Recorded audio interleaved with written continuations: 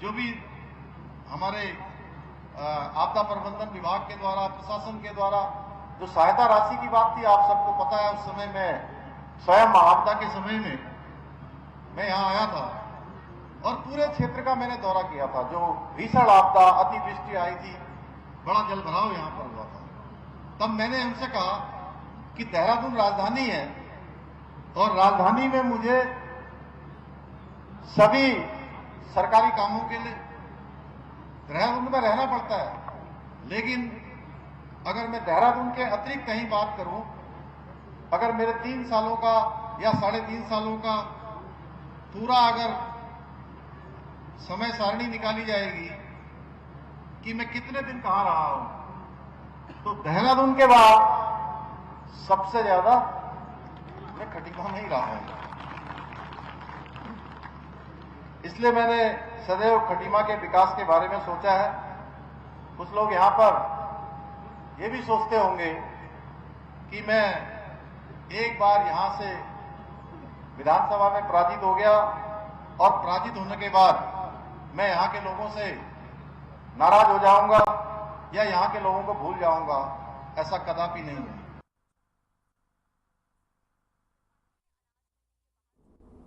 तो वहीं मुख्यमंत्री पुष्कर सिंह धामी शहीद मेले के शुभारंभ पर कोटद्वार दुगड्डा पहुंचे, जहां उनका स्वागत हुआ। सीएम धामी ने यहां अमर शहीद चंद्रशेखर आजाद की प्रतिमा पर माल्यार्पण कर पुष्पांजलि अर्पित की।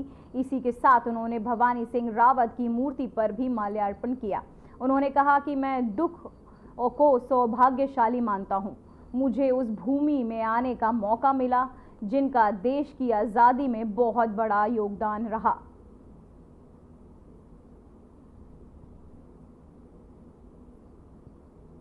तो वहीं कोटद्वार दौरे पर सीएम धामी शहीद मेले में उन्होंने शिरकत की, जहां शहीद मेले में उन्होंने शिरकत कर शहीद पार्क के वीरों पर माल्यार्पण किया। वहीं आपको बताते चले, अमर शहीद हमारे भवानी सिंह रावत जी के स्मृति में यहाँ पर लगने वाले मेले में आज मुझे सम्मिलित होने का अवसर मिला है। और निश्चित रूप से ये मेले हमारे आने वाली जो हमारी भावी पीढ़ियाँ हैं उन पीढ़ियों के लिए प्रेरणा के स्रोत के रूप में काम करते हैं, क्योंकि उनका स्मरण होता है जिन्होंने देश के लिए, समाज के लिए अपना सर्वस्व लगाया है, अपना बलिदान किया है, देश के लिए संघर्ष किया है। तो निश्चित रूप से समाज राष्ट्र के लिए ऐसे मेले बहुत ज़रूरी हैं और हम राज्य के अंदर ऐसे मेलों को बढ़ावा दे रहे हैं। और मैं कोशिश करता हूं कि सभी जगह जाऊं। मेरा सौभाग्य है दुगड्डा की इस पावन भूमि में।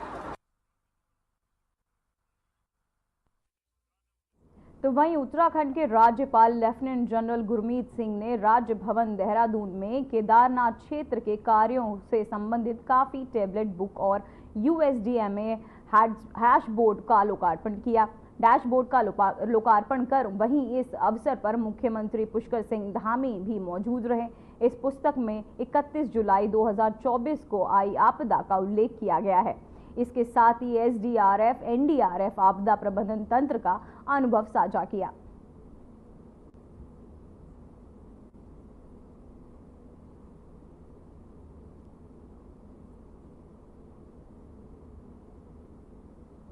तो वहीं उत्तराखंड के राज्यपाल लेफ्टिनेंट जनरल गुरमीत सिंह आज हरिद्वार के आयुर्वेदिक विश्वविद्यालय के ऋषिकुल कैंपस में आयोजित दूसरे दीक्षांत समारोह में शामिल हुए।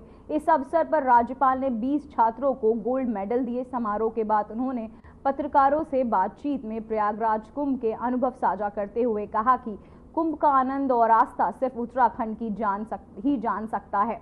उन्होंने उत्तर प्रदेश सरकार के तहत महाकुंभ के आयोजन की सराहना की और कहा कि इससे उत्तराखंड में आने वाले आयोजनों के लिए उच्च मानक स्थापित होंगे।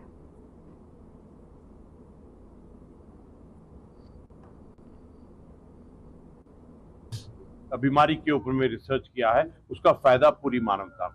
महाकुंभ में स्नान भी किया आपने। अर्धकुंभ की तैयारी है उत्तराखंड में, 27 में अर्धकुंभ होने वाला है हरिद्वार में और रद्द करने की बात है। आपने सच कहूं तो मुझे बहुत हर्ष हो रहा है, आपने इतना सुंदर सवाल किया है। 2 दिन पहले ही महाकुंभ प्रयागराज के अंदर में वहां पर किया। मुझे ऐसा लगता है कि जो महाकुंभ का आनंद है, जो आस्था का आनंद है, वो सिर्फ उत्तराखंड ही जान सकता है कि कितना आनंद आता है।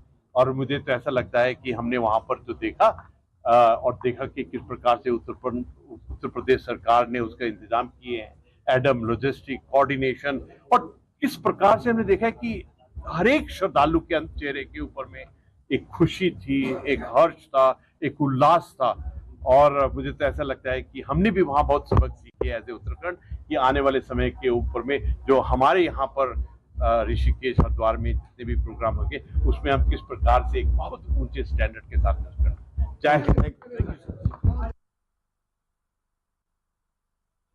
तो वहीं प्रधानमंत्री नरेंद्र मोदी ने पीएम किसान सम्मान निधि योजना 19वीं किस्त जारी की है।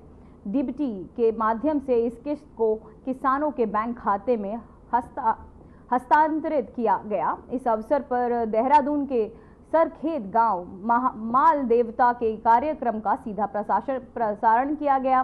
कार्यक्रम में पहुंचे राज्य के कृषि मंत्री गणेश जोशी ने प्रधानमंत्री नरेंद्र मोदी का आभार जताते हुए कहा कि प्रदेश में 8,21,097 किसानों को 181 करोड़ रुपए की धनराशि जारी की गई है। वहीं देहरादून के सरखेत गांव मालदेवता में आयोजित इस कार्यक्रम में कृषि मंत्री गणेश जोशी ने कृषि कार्यों को सुगम बनाने के लिए प्रदेश की स्वयं सहायता समूहों को सहायता चेक भी वितरित किए हैं।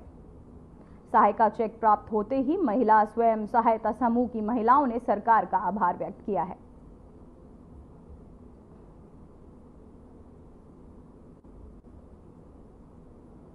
मतलब मोदी जी की तरफ से हमें कृषि यंत्र मिले हैं जिनसे कि हमें कार्य करने में, अपने कृषि कार्य करने में बहुत सारी सुविधाएं मिल रही है और हमें वहां से आटा चक्की, ट्रैक्टर, ये सारी सुविधाएं मिलती है।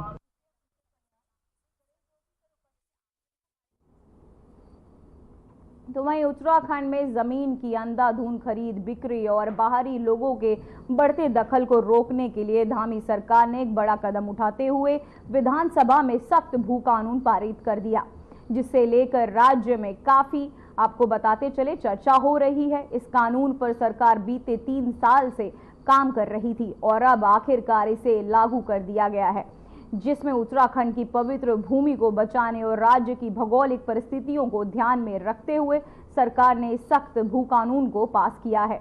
इस कानून के तहत बाहरी लोगों के लिए जमीन खरीदने पर कई तरह की पाबंदियां लगाई गई हैं, जिसको लेकर बीजेपी वरिष्ठ नेता उत्तराखंड अल्पसंख्यक आयोग के पूर्व उपाध्यक्ष मजहर नयाब ने मुख्यमंत्री पुष्कर सिंह धामी का आभार व्यक्त किया है।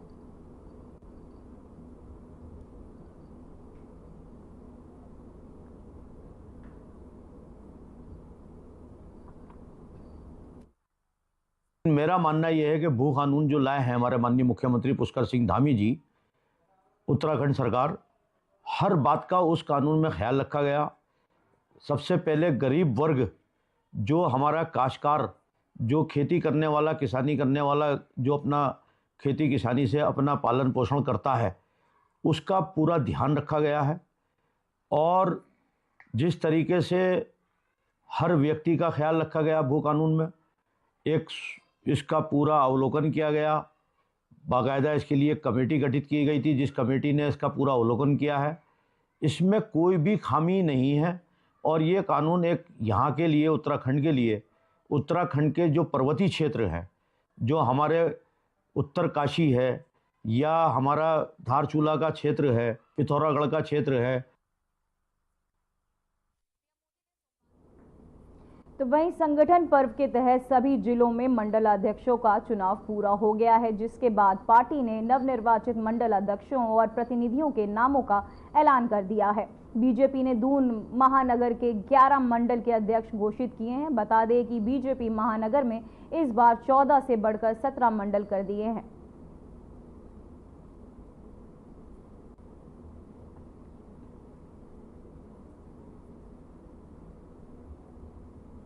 माननीय मुख्यमंत्री जी कल हमारे दुगड्डा में एक बहुत बड़ा मेला होता है, भवानी दत्त मेले के नाम से वो बहुत प्रसिद्ध है, उसको लेकर के माननीय मुख्यमंत्री जी कल दुगड्डा में पहुंच रहे हैं। 11 बजे लगभग का जो समय है वो रहेंगे और कम से कम 12:30 बजे 1 बजे तक उनको वहाँ पर रहना है।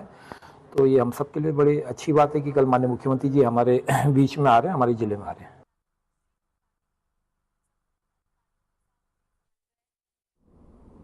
तो वहीं कांग्रेस ने प्रदेश में सख्त भू कानून के लिए उत्तर प्रदेश जमींदारी विनाश और भूमि व्यवस्था अधिनियम 1950 संशोधन विधेयक में विधानसभा में पारित होने पर सवाल खड़े किए हैं। चक्राता विधायक और पूर्व नेता प्रतिपक्ष प्रीतम सिंह का कहना है कि एक ही राज्य में सरकार 2 भू कानून को लागू करना चाहती है, जिसका कांग्रेस विरोध करती है। उन्होंने आरोप लगाया कि सरकार ने राज्य के भू कानून को और अधिक कमजोर कर दिया है। वहीं कांग्रेस ने इन आरोपों का बीजेपी ने खंडन किया है। बीजेपी के प्रदेश अध्यक्ष महेंद्र भट्ट का कहना है कि कांग्रेस का कार्य सिर्फ विरोध करना रह गया है।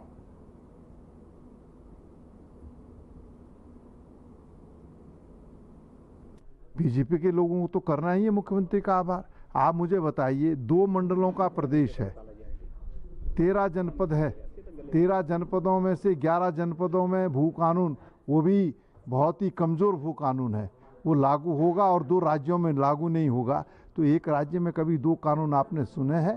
तो ये तो भाजपा का एक षड्यंत्र है, सरकार का एक षड्यंत्र है कि आइए और जो है खुलेआम जो है इस प्रदेश के अंदर ज़मीन की खरीद फरोख्त करने का काम करे। और मैं ये भी कहना चाहता हूँ कि जब उधम सिंह नगर और हरिद्वार में भू कानून प्रभावी नहीं होगा तो स्वाभाविक बात है कि जो पलायन अब होगा पर्वतीय क्षेत्र से या कहीं और से जो पलायन होगा तो क्या नाम ज़्यादातर जो है उधम सिंह नगर और हरिद्वार में होगा। कांग्रेस हर अच्छे काम का विरोध करती है और जनता उनको ठीक टाइम पर उसका सबक सिखाती है।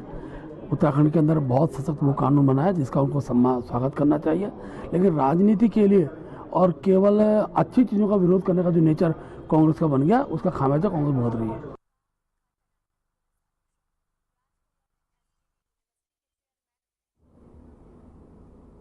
तो वहीं उत्तराखंड की राजधानी देहरादून में ट्रैफिक के समस्या बना हुआ है। हालांकि प्रशासन की तरफ से ट्रैफिक कंट्रोल का प्लान बनाया जा रहा है। मीडिया से बात करते हुए जिलाधिकारी देहरादून सवीन बंसल ने कहा कि शहर में अभी ट्रैफिक की समस्या है, जिसको दूर करने के लिए प्लान तैयार हो गया है। फ्लाईओवर के नीचे जो डेड एरिया है उसको इस्तेमाल किया जाएगा। शहर में 12 जगह और नई ट्रैफिक लाइट लगाई जाएगी, जो जल्द ही लग जाएगी। इसके साथ साथ ट्रैफिक को सुचारू करने के लिए जो संभव होगा वो प्रयास जिला प्रशासन के स्तर पर किए जाएंगे।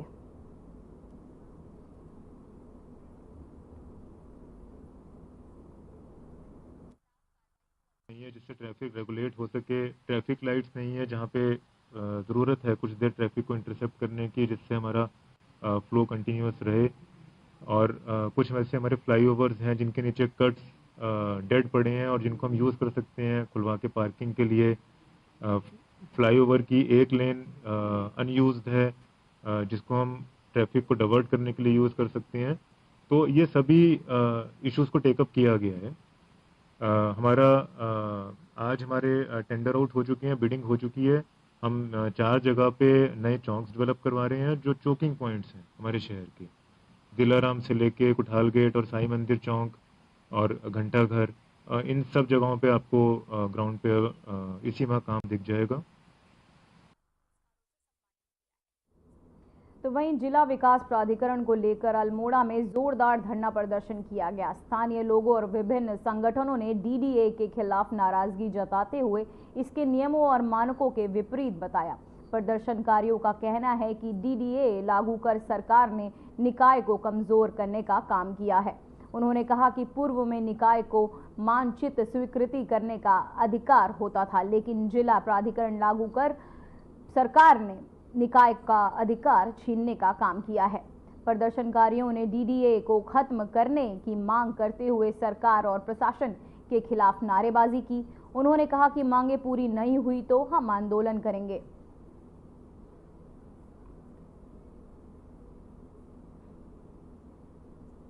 मानचित्र स्वीकृत करने से जो आय उस निकाय की होती थी, आज वो उससे वंचित हो गई है। वो अधिकार छीन लिया गया है। संविधान संशोधन 74वां जो संविधान संशोधन है उसके तहत ये प्राविधान किया गया है कि निकायों को मजबूत किया जाएगा, निकायों को और सुदृढ़ किया जाएगा। लेकिन हमारी ये सरकार जो है वो निकायों को नितांत कमज़ोर करने पर तुली हुई है। जो अधिकार उनको पहले से दिए गए थे, स्वतंत्रता के पहले से ही जो अधिकार उनको दिए गए थे वो इस सरकार ने छीन लिया है। अपने शहरी क्षेत्र में मानचित्र स्वीकृत करने का अधिकार निकायों को होता था, लेकिन वो जिला स्तरीय विकास प्राधिकरण के नाम पर इस सरकार ने वो छीन लिया है। निकायों को कमज़ोर किया गया है और निश्चित रूप से निकायों पर उसका प्रतिकूल प्रभाव पड़ा है। तो वहीं अल्मोड़ा जिले में लघु सिंचाई विभाग के तहत प्रधानमंत्री कृषि सिंचाई योजना के तहत 294 योजनाओं पर काम चल रहा है। लघु सिंचाई खंड अल्मोड़ा के अधिशासी अभियंता GD सिंह ने जानकारी देते हुए बताया कि उनके विभाग के तहत गांव-गांव सिंचाई संबंधित कार्यों को पहचानने का पूरा प्रयास किया जा रहा है। उन्होंने बताया कि इस योजना के तहत जिले में 294 योजनाओं पर काम चल रहा है, जिनमें से अधिकांश योजनाएं बनकर तैयार हो चुकी हैं और किसान अब उनका लाभ उठा रहे हैं। वहीं कुछ योजनाएं फाइनल स्टेज में है, जिनके पूर्ण होने के बाद किसानों को इसका फायदा मिलेगा।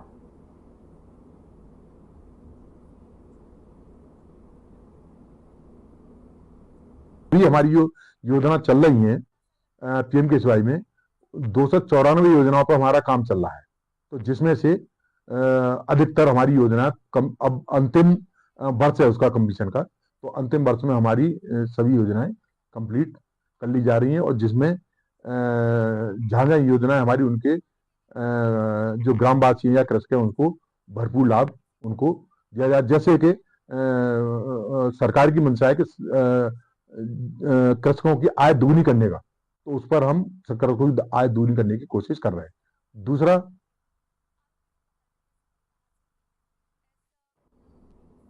तो वहीं नेहरू कॉलोनी थाना पुलिस ने उत्तर प्रदेश राज्य के निर्माण निगम के अधिकारियों और निर्माण एजेंसियों के खिलाफ बड़ा एक्शन लिया है। पुलिस ने पर्यटन विभाग, ITI, दून मेडिकल कॉलेज सहित अन्य सरकारी परियोजनाओं में पैसों की हेराफेरी, निर्माण कार्यों में गड़बड़ी और धन के दुरुपयोग के मामलों में 130 करोड़ रुपए की वित्तीय अनियमितताओं और गबन के खिलाफ 6 मुकदमे दर्ज किए हैं। SSP ने बताया कि जांच के दौरान अधिकारियों के खिलाफ रिपोर्ट का इंतजार किया जा रहा है और सभी मुकदमे स्पेशल इन्वेस्टिगेशन सेल को ट्रांसफर कर दिए गए हैं। साक्ष्यों को आधार पर आगे की कार्रवाई के लिए निर्देश दिया गया है। सुनील कुमार मलिक अपर परियोजना प्रबंधक ने शिकायत दर्ज कराई थी, जिसमें 2018-19 से पहले के वित्तीय अनियमितता और गबन के मामले सामने आए थे।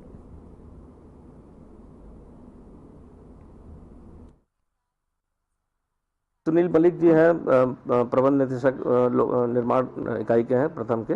इनके द्वारा जो है 6 प्रार्थना पत्र प्रेषित किए गए थे, जिसमें इनके द्वारा जो इंक्वायरी जो पूरे विभाग द्वारा की गई थी 2018-19 से पूर्व के जितने भी निर्माण के प्रकरण थे उसमें विस्तृत इंक्वायरी हुई। इंक्वायरी के बाद पाया गया कि उसमें करीब 6 मामलों में करीब 130 करोड़ रुपए का गबन जो है वित्तीय अनियमितता अधिकारी कर्मचारियों द्वारा मिलीभगत करके की गई थी। इसमें 6 मुकदमे पंजीकृत कर लिए हैं।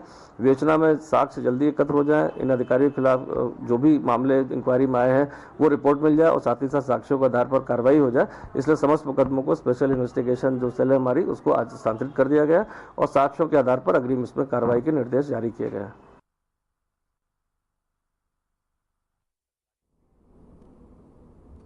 फिलहाल खबरों में बस इतना ही। मुझे दीजिए इजाजत। नमस्कार।